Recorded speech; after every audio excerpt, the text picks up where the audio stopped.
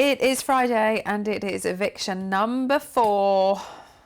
We should have 4 housemates facing eviction tonight, but one of them has been removed for bad behaviour. Of all the people I expected to be ejected from the house this series at the hands of Big Brother, Emma was the last one I thought it would be. You know, she's all about peace and love, and then she just tries to break out all the time. So I think Big Brother got a bit bored and was like, do you know what, if you want to go, just go. Which I think is the correct approach. If somebody breaks out the house, just leave them to it. Walk home if you want to, but don't keep coming back and then going again, and just make up your mind. So 3 housemates: Charlie, Jason and Chelsea. Don't know, as usual, who's going to go. It's you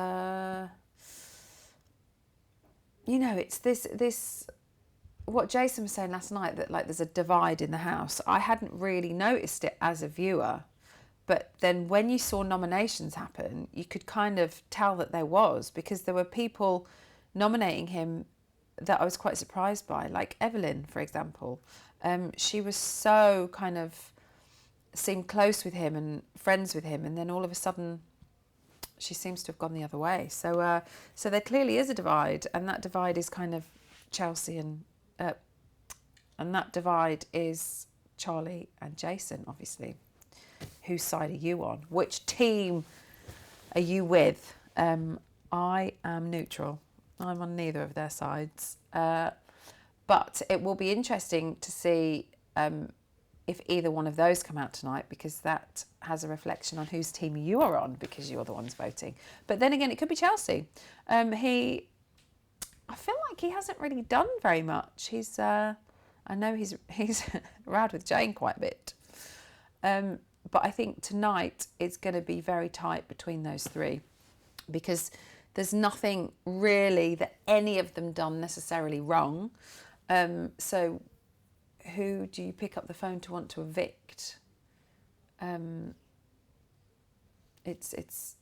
think it's a hard choice between those 3. But we'll see this evening. One of them will leave. What else has happened this week? Andy got angry again, didn't he? And what else happened? Oh, the shopping task.